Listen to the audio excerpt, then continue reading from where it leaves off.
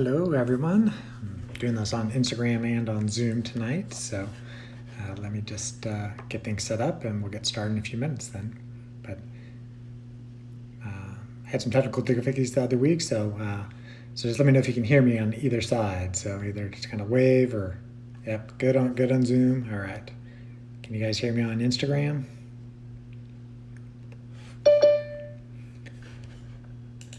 All right. Going to change this up so that the waiting room isn't there. So.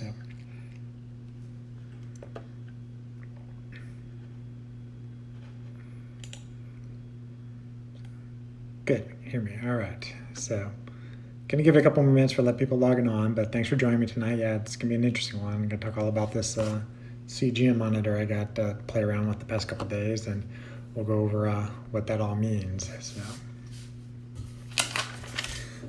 So just give me 1 second to get all this all squared away, because a lot of people were texting me today, very interested in this this discussion, who won't be able to join tonight. So I'm gonna make sure that this actually records well for everybody tonight.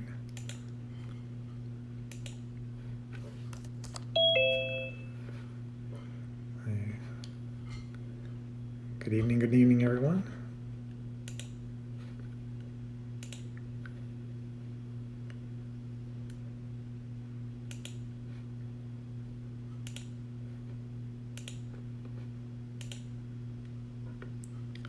All right, we got another minute or two to get started.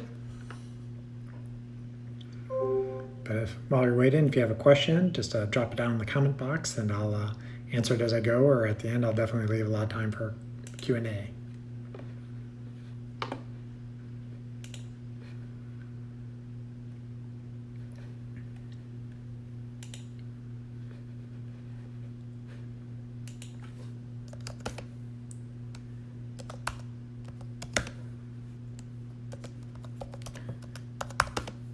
All right, everyone.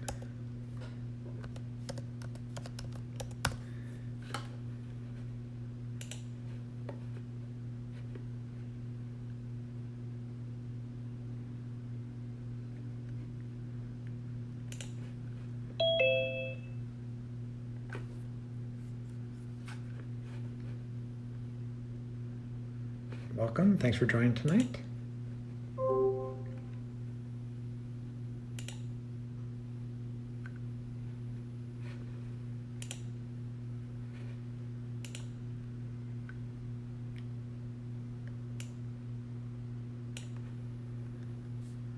All right. Well, I'm gonna get started here. We won't make it way too long. So, all right. Good evening, everyone. I'm Dr. Michael Twyman, a board-certified cardiologist, a biohacker, which I basically equate to health optimizer. Tonight we're going to be talking about 24-hour glucose monitors and how you can optimize your blood sugar through changing your environment. My day-to-day job is to focus on reducing people's cardiovascular risk, and diabetes is one of the major ones. Diabetes is basically fire in your arteries. Your arteries start basically caramelizing. Having high blood sugars over time causes something called advanced glycation in products, or AGEs, and you basically will age faster if these things are elevated. 1 second, let me fire this up on, sorry about that. Yes, high blood sugars will cause your proteins to essentially caramelize. So if you've ever cooked onions in a pan and see them turn brown, that's basically what the proteins and the cells in your body are starting to do with high blood sugars over long periods of time. So being a biohacker or health optimizer, you always want to know what's going on in your environment so you can optimize what's going on inside your own biology. And so for those that have been following me for quite a long time, they know I kind of got into this biohacking scene in 2017 when I was going to a trip in Bhutan, which apparently has the happiest people in the world. But it's a 14-hour flight, and I wanted to make sure that I didn't have a major issue with jet lag while I was going there. So I was reading up about the ways to mitigate jet lag, and one of them came upon wearing blue blackened glasses. These are my kind of day blue blackened glasses. These ones are particularly made by Raw Optics. But at that time, Raw Optics wasn't a brand, and so I was using the True Dark brand. Some of you have seen me do this previous story where I had these super dark red ones, make you look like the Unabomber. Wore these on the plane, and the jet lag wasn't that bad. So once I realized that there was something to this light thing, I kind of really went down the deep rabbit hole of biohacking. And tonight we'll talk a little bit about it, just excessive blue light from using the devices that we're currently using. These are some of the things that can raise your blood sugar, irrespective of what you're eating. So, like I said, I've been doing this biohacking stuff since 2017. Started Apollo Cardiology, my current medical practice, last August, so I could focus on the prevention of heart attacks and strokes, but it's also how to optimize people's energy through optimizing their mitochondrial function. And one of those things is, how does your body use fuel? Well, yes, it uses glucose, but it can use fats, but there's the way the light programs your mitochondria, irrespective of what you eat. So it's still important. If you hear me talk about nutrition is important, I'm not saying that it's not important, but it's not the be all end all of things, because if there's a perfect diet for everybody, we'd all be doing that same diet. So it's got to be individualized. So one way you can individualize it is to see how different foods respond to you. So you can start off with just doing, if you're not feeling as well or as optimized as you want to be, you can just start off with, doing it like an elimination type diet, start cutting out things from your diet, and then slowly introducing things back and seeing how do you respond to them. But a better, or I should say more quantized way, or quantified way, I should say, is to get a 24-hour glucose monitor. So this one is the Freestyle Libre 14-day. There's a monitor that you just hold up near to the sensor, which I'll show you in a second, and it pulls down the data. So it's maybe not a true 24-hour glucose monitor. There is a different model from a company called Dexcom, which you have a continuous stream of blood sugars, and has alarms if you have low blood sugar. Those are more suited for type 1 diabetics, people on high doses of insulin who, if they have low blood sugars, they got a major problem. But for somebody who's going to do more kind of just spot testing, or they're a biohacker, these ones are a lot cheaper and also a little bit more convenient. So first I'll go off of how I installed this thing on myself, and then we'll go through some of the numbers that I've had so far, and then why you might want to get one yourself. So let's see if I can get my arm up in here. See this little white disc on the back of my tricep. This is self-installed. There comes a little applicator. You put the applicator on the little disc itself. It clicks out. If you watch my IG stories today, I have the whole little video of how I did it. Yes, there is a needle. It's not that big, even though I initially, when I looked down there, thought it was much bigger than it was. It was not painful at all. But you take this little applicator, you just stick it against your arm and pull off. You don't even feel it really, it doesn't even feel like a pinch. And then once you pull it off, it's stuck there. And this applicator is disposable, but the little sensor can stay on for 14 days. Once the sensor is on, then you activate it with the meter. It's pretty straightforward. There's only 2 buttons on it initially to set up new sensor, and you run through it and program it. And then it typically apparently takes 60 minutes before it's calibrated, and then we'll start giving you the numbers. So I'll just do one right now. So like it says, check glucose, scan sensor to see glucose. You just put it by, buzzes, and my current blood sugar is 91. And I just finished dinner about 30 minutes ago or so. So that's as simple as how you can get your numbers is whenever you want to know it, you just turn it on, put it right by the sensor, and it gives you the number. And if you look closely, you can see it's in the graph throughout the day of what your blood sugars are. So my blood sugars stayed in the zone that I wanted it to. I programmed it that I wanted to monitor my blood sugar and keep it between 80 and 120. We'll talk about the different ranges in just a moment. But for the 3 days I've been wearing this so far, my average blood sugar has been 91, which is in the normal range. And again, I'm not pre-diabetic or diabetic. I just want to know how different foods, how different light environments, how well you sleep, your exercise, how that actually affects your blood sugar. So the meter does read it. The smartphone, I can't show you while I'm actually recording on it, but there is an app from Freestyle. I think it's called LibreLink. It's free, and you can, once the sensor disc has been activated by your meter, you can use your phone to then download the data to your phone, much like Apple Pay would be. But unfortunately, the app on your phone and this thing do not talk to each other. So it stores the data in different silos, essentially, so they don't talk. But you get basically the same information, just looks a little bit different, so whatever is more convenient to use. So, but you do need to have this to turn on the disc, the sensor. But for some reason you don't want to carry the sensor around with you all day long. the meter, you can just use your phone and get spot checks throughout the day. So earlier today, I kind of looked at my numbers. My average blood sugar has been 91 since I've started this thing. My blood sugar is 83% of the time been in range, and it's been below my range 17% of the time. So a couple blood sugars in the 70s. I've not had any bottoming out experiences. Let's see, I'll pull up on the thing. So it'll have a little screen that says review history. There's a logbook that will just give you all the numbers. Again, the daily graph shows you what you got for the past day, and you can scroll back to the 2 days I've had it on previously. Then it also has the average glucose. So here, average glucose 91, 91, 92, 91, 88. Gives you the different 6-hour time frames as well. Then daily patterns, apparently I do 3 days before it gives me my daily patterns. Time and target, here it said 83% in target, 70% below target. So this would be very useful if you were diabetic or really having high blood sugars. And I'll tell you what a high blood sugar is in a minute. It'll give you how often your blood sugar is high. And we'll talk a little bit more about A1Cs as well, which many of your people, your doctors order one. What is an A1C and what does it really mean for you? And it also has a low glucose event. I don't know exactly why it gives me one.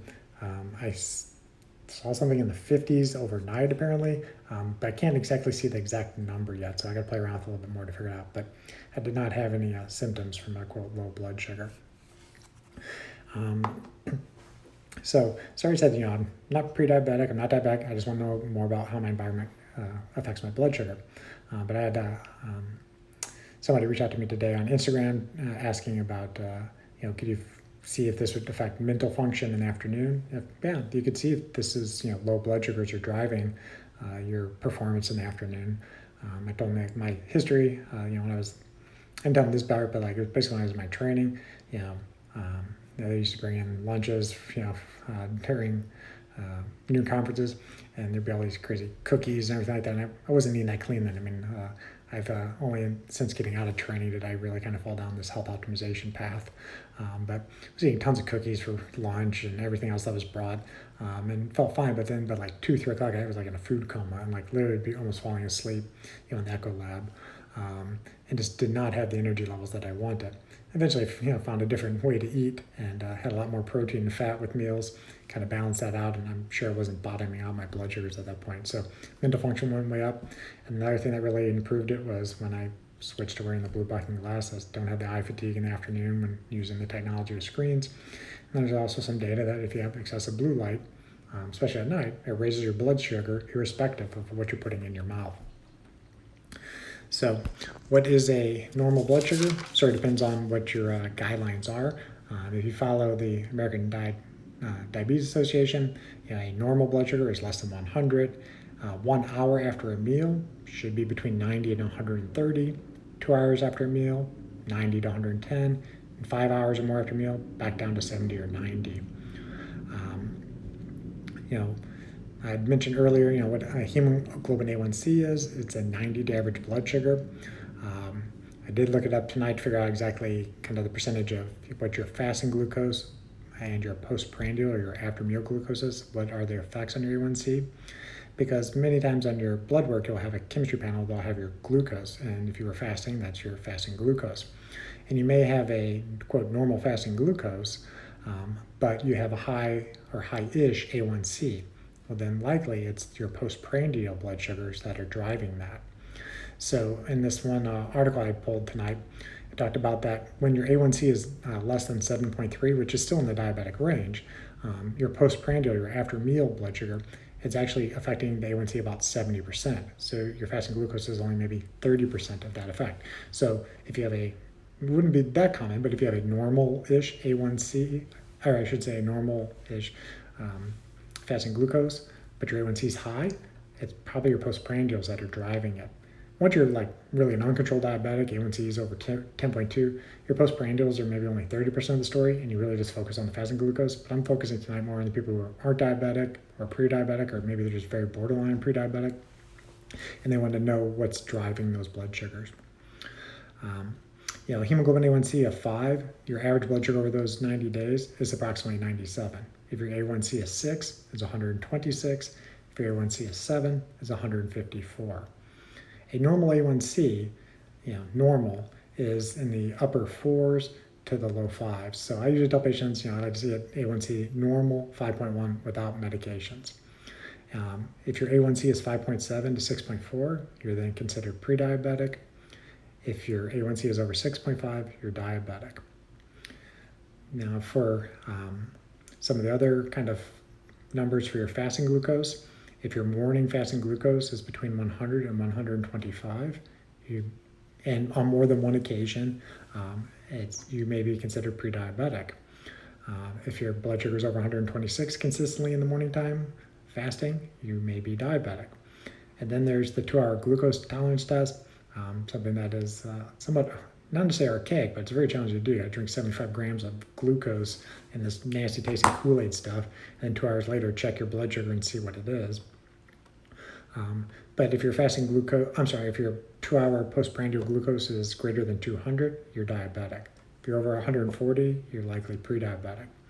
So I'm not going to drink the nasty stuff right now. I'm doing a 75 hard program where I got to have a very clean diet. But I'm just trying to eat my regular meals at this point, and then, an hour or two later, pick up the monitor, see where the blood sugars are at. So far, I've not had any readings, I think my highest reading was 125, but that was day one that I started this thing, and the night before I started this, I cheated as much as I could on my meals. I very, very, very rarely eat dessert, so I ate as much ice cream as I possibly could tolerate that night, and was eating, a lot of processed carbs that I wouldn't normally eat, and then my fasting blood sugar in the morning and didn't have as much sleep as I would normally was higher, is in that 123-ish range or something like that.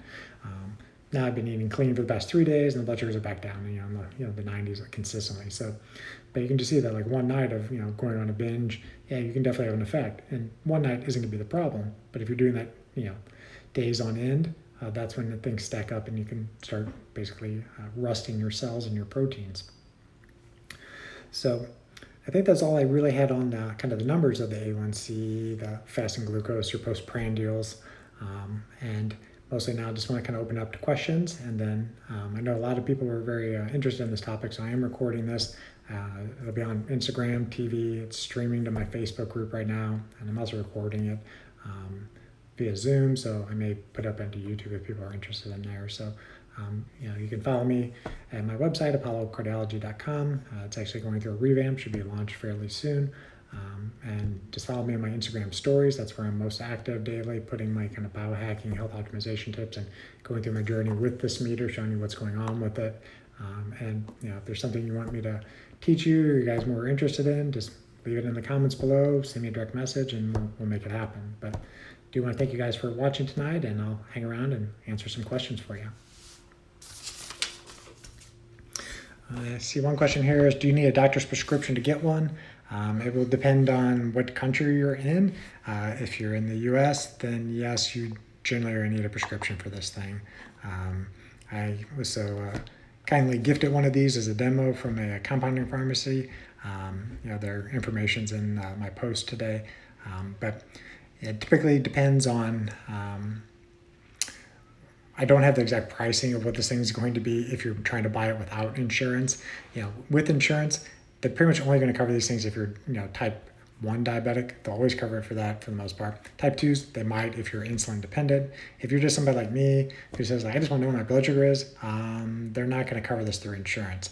But I think if you, and this is, don't quote me to this exactly or hold me to this exactly, but, the meter itself is probably $50, $60, and you need it once. The little disc is, again, probably another $50, $60, and it lasts for 2 weeks. And you just take it off, and then you put a new one on. I'm not planning to continuously do this for a year. Maybe I'll slap one of these on every quarter and just see what's going on with things. But so far, my experience with it, food really hasn't pushed it up as high as I really thought it would. It's mostly been exercise. If you do like 20 push-ups and then 10 minutes later, the blood sugar shot up 20 points, probably just from, cortisol and adrenaline going up to, respond to the stressor that you put in the body under that was raising the blood sugar. And still wait for some other questions to come in, but yeah, the other thing was that I was talking about was that, you know, the blue blocking glasses, you know, I'm wearing pretty much continuously since 2017. But there is significant reports out there. If you're a night shift worker, somebody who is under a bunch of artificial light through the night and has your circadian rhythms flipped around, you're typically going to have issues with glucose sensitivity. You know, they've done studies before with people who are normoglycemic, they're not pre-diabetic, then kept them up all night, sleep deprived them under a bunch of artificial lights. They weren't feeling a bunch of junk, and their blood sugars made them pre-diabetic within 1 or 2 days. So your body is fairly responsive to its environment, and if you want to know what's driving it, then monitor what's going on with it. So this isn't so much a nutrition talk about, you know, what to eat, don't eat, but you know, some of the things that can help control your blood sugar are you know, resistance training, strength training. The more you stimulate your muscles, the more sugars that get pulled into the muscles to get burned for energy. Working on your sleep quality is going to help. Wearing your blue blocking glasses. And from a nutrition standpoint, really we just focus on compressing your feeding window or your time that nutrients are coming in. I'm currently trying to, yeah, and I've done it since the 3 days I've been on 75 Hard, was the staying in a 10-hour or less window. Usually stay for 12 hours, you know, mostly, you know, before I was doing this, but I want to do it to 10 hours less. And today I think I'm in an 8.5 hour window. So didn't start eating until 8:30 this morning and finished about 5:30. Question here, have I evaluated the effects of blue blockers on fasting blood sugar? I have not yet personally for myself. That is sort of one of the plans. I honestly don't, I'm slightly not nervous to do it, but like I'm just so used to always wearing these that it's just gonna be weird to be staring at a computer or, you know, not wearing these in the evening time to see what happens to the blood sugar. But I probably will do it one night soon. You know, I'm actually going to be attending an event on 4th of July weekend down at Dr. Jack Cruz's farm, and maybe I'll do the biohack there and show people what happens to your blood sugar if you don't wear your blue blockers, and see how many people yell at me for not wearing the blue blockers there. Question, how does alcohol affect blood glucose?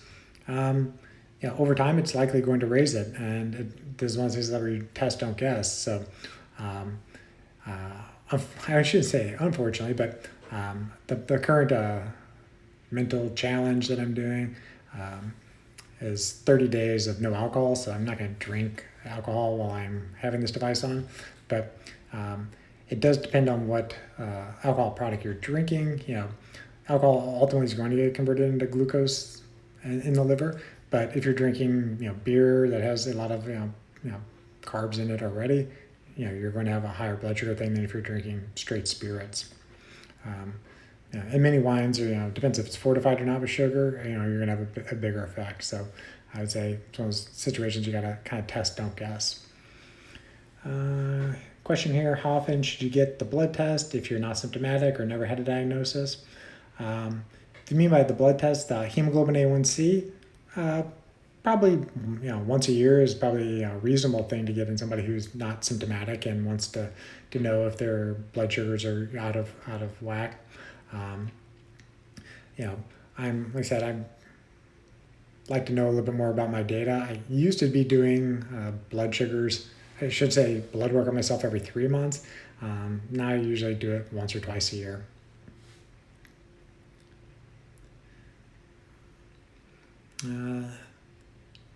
Here's a good question. Honestly, it's been so long since I've actually read up on that, but it's a good question. I'll have to look into it. Somebody's asking about a question about the dawn effect on temporary fasting blood sugar, so I'll come back with an answer on that one.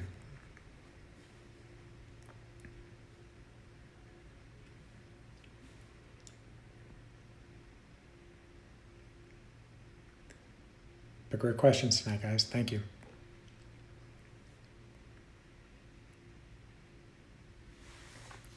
All right, let's see what the glucose is while I've been talking and sitting in front of two things with screens. 87, so it's steady for the past 30 minutes or so.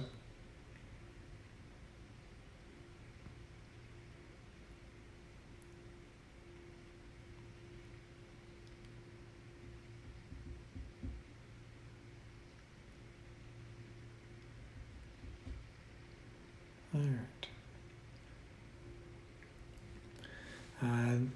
Do I find the monitor to incentivize you to control carb intake? Not particularly me personally. Honestly, I don't have a big sweet tooth, and I don't tend to overdo it on carbs often. And right now, I'm doing more of a kind of just really following my macros, and it is more a lowish type carb regimen I'm following right now. But I'm not doing a keto plan or anything like that. Keto's a talk we should have another night. Keto can work for some people, but I would highly recommend working with a healthcare provider who would do some advanced labs on you to make sure that keto is something that isn't going to mess you up. And keto matters where you are in the world at that time. It depends on seasons. It depends on your light environment. So it's not a be-all and end-all for things. And blood sugars can have an effect, much more than just the carbs that are going into your system. The time of your exercise, your hormones, especially your stress hormones, affect it. The blue light affects it. Poor sleep is going to affect it. So there's many things that affect your blood sugar, irrespective of just what you're putting into your system. All right, so thank you for I know I've had a couple people just join on Instagram. I'm hanging out, doing some Q&A. I did record this. This will be up on Instagram TV a little bit later tonight. And if you watch the replay, have any questions that have already been answered or anything you're interested in learning more about, just leave me a comment and I'll get back to you guys.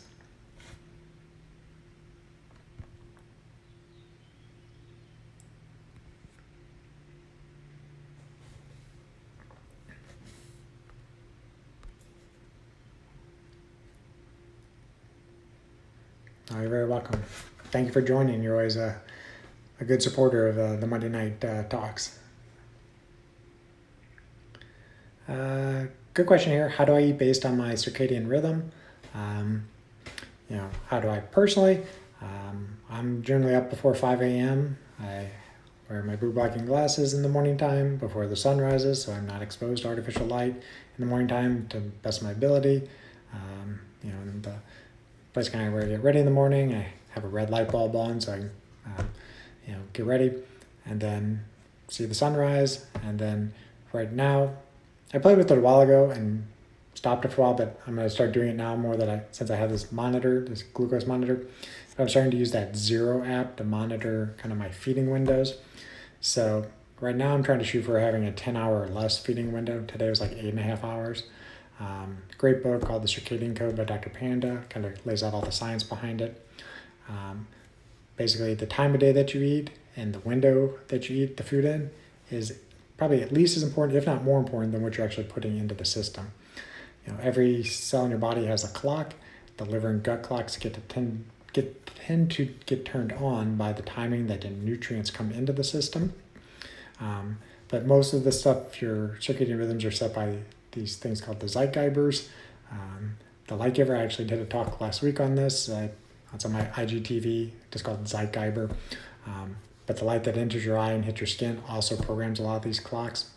So I'm trying to compress the time that those clocks are turned on to only about 10 hours, because your liver and gut clock need about 3 to 4 hours before shutting off when the nutrients come in till they're off. So, for example, if you're eating too late in the evening time, you're eating at 10 o'clock at night, it's going to take to like 2 a.m. before those switches flip off.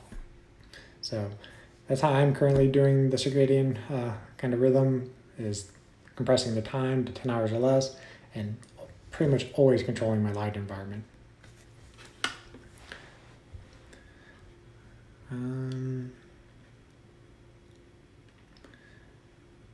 Question, when I binged the night before and had an elevated fasting blood sugar, did I notice more or less energy the next day?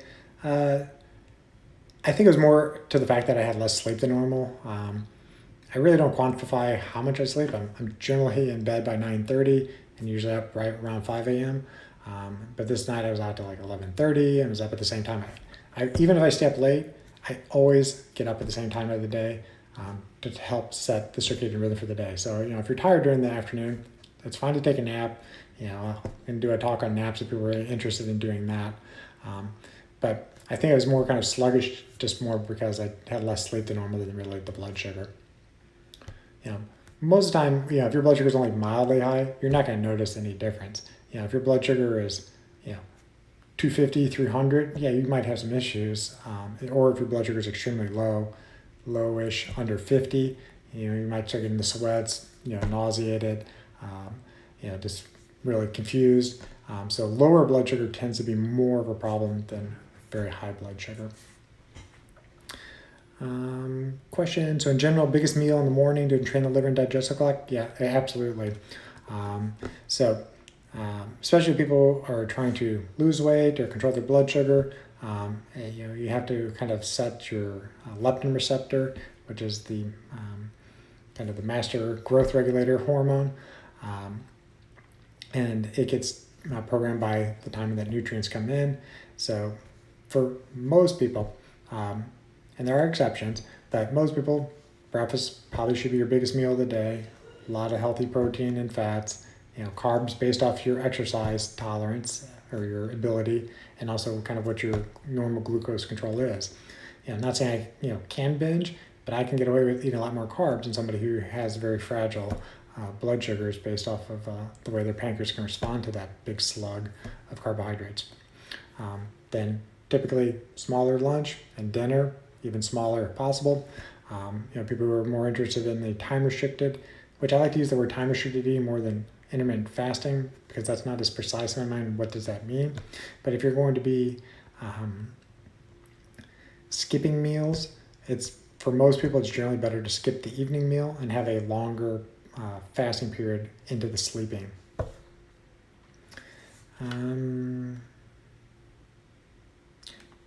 Good question. I honestly didn't notice an effect on myself, and I had actually just got back to St. Louis late Friday. I was down at the tip of Florida, Key West, last week, soaking up a lot of sunlight and fresh air. But the question was about the Sahara dirt affecting me going out during regular sunlight. I've not yet modified my sun exposure, other than my job tends to bring me inside so that I can do these telemedicine consults with patients or see patients live in my office in Apollo Cardiology in Clayton.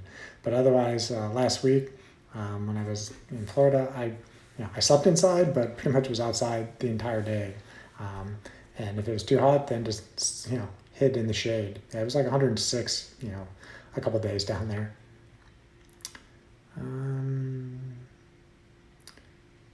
Good question, but I don't know exactly how to say it would maximize your energy. But the question is, what about maximizing energy based on mitochondrial internal clock? It's one of those things where you're going to have to basically keep a log of, how you feel energy-wise throughout the day, scale 1 to 10, 10, 10, 10, 10, and where are you, where do you feel that you're dipping? And then look at what's going on in your environment around that time. Is it based off the time that you're eating meals? Is it based off, when you've exercised, if you're exercising that day? How well did you sleep the night before? All those things have an impact on, what your overall energy levels are going to be. But it starts with the sunlight in the morning time, programming the circadian clock.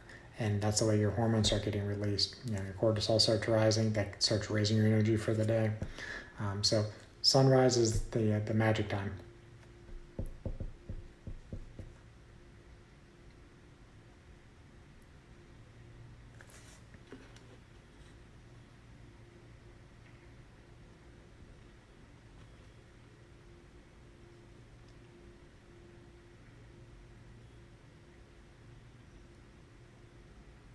Great questions, guys. This, I knew this was going to be a well-attended event when I posted this morning. A lot of people were excited about it and want to know more about it. This is something that, I'm obviously going to be the guinea pig for this and see how well this works. And then once, I kind of have enough data on it, how it is, and, what the experience is, if patients are interested in this, then just reach out to me, especially if you're one of my current patients. I can help you if you're a prospective patient. We'll talk you through the ways that you can work with me. But if you're one of my current patients and are interested in this, I'm not promising that I can ever get something like this covered by insurance. But if you really want to know the data, I'll help you find a way to do this and try to get for you the best price.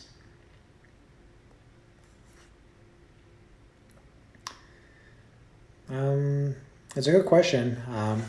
It's one of those ones where this is true biohacking, and you know, the question is how important is it exposing the sexual organs to sunlight? Um, Not for beginners, and you have to know what you're doing so that you don't hurt yourself.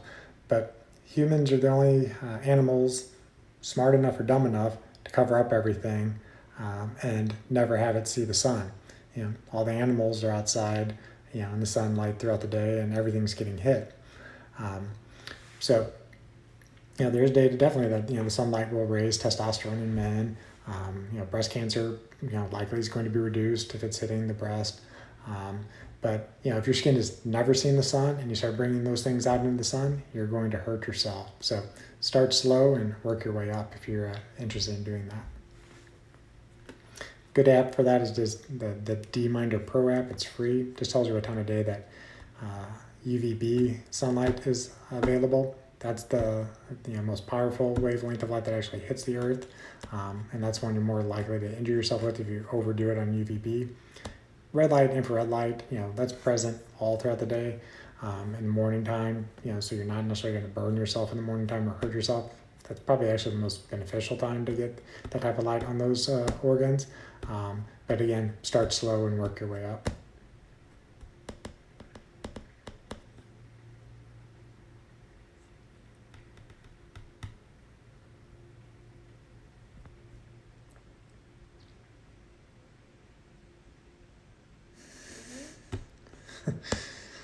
Yeah, that's that's another advanced biohacking topic. The tanning where the sun doesn't shine. Yeah, I've seen enough posts on Instagram of like Dave Asprey and those guys doing it.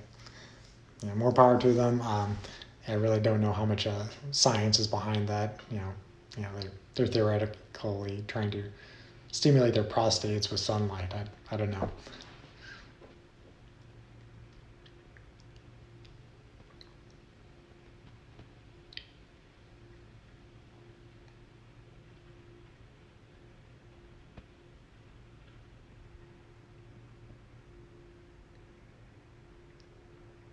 All right, guys. Well, great session tonight. Thank you for joining. If you need anything, just shoot me a message, or reach out to us at the office at Apollo Cardiology. And I will be here again next Monday night, 6 p.m. Central Time. Topic to be determined. Maybe it'll be a follow-up of what's going on with the blood sugar. And we'll come back and see you guys next week. So take care. Thanks.